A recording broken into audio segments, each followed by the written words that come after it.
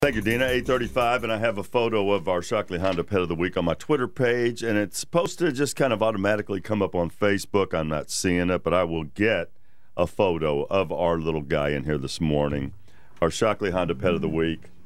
They're taking pictures right now, and this guy he is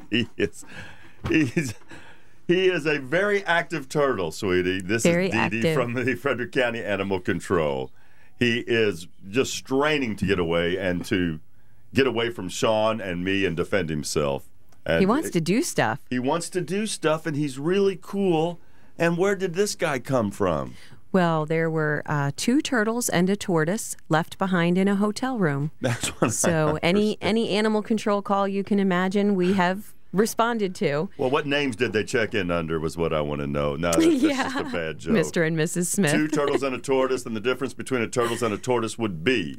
Well, the turtles have to spend most of their time in the water, but they definitely need to get out and sunbathe all the time. And tortoises spend most of their time on land. Box turtles like I would find up on the hill there. Yes. I'm amazed they're on the mountain because there's not really that water, no standing water nearby. They do need water to drink, but they don't need to live in it like the turtles do. So a cleaner, a house person at a hotel, goes to clean that room and finds 3 amphibians in the room. Right. And to give one of these guys a home, what would somebody have to do?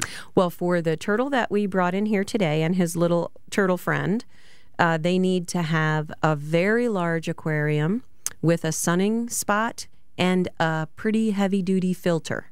Okay. You could also... This is a swimmer. This guy's the swimmer. Correct. These guys swim and sun. That's what they do.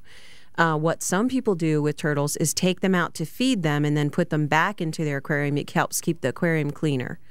Now, for a tortoise, what you need is a terrarium with big bark chips, a sunning spot, and a hiding spot, and they eat fruit and insects, the tortoises.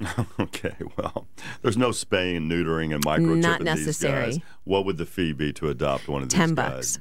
Do you have turtles brought to you often? Because No, I not see them very on the road all often. the time, yes. Not very often.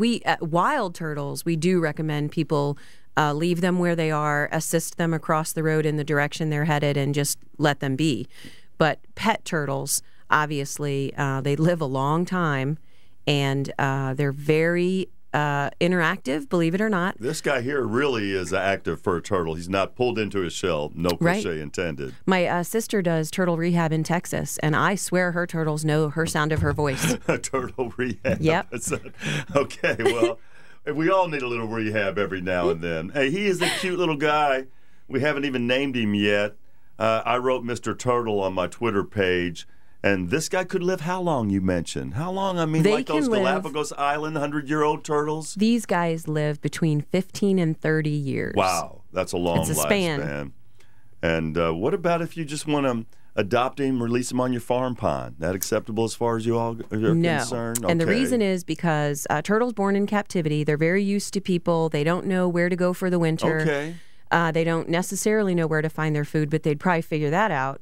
But they also, bred in captivity, aren't resistant to the native diseases, so they don't make it. I see. Call the shelter at 301-600-1546. Go to my Twitter page, and you can see Mr. Turtle. And thank you for bringing him by. Thanks I would love to for hear having us. that these guys found a home because of us.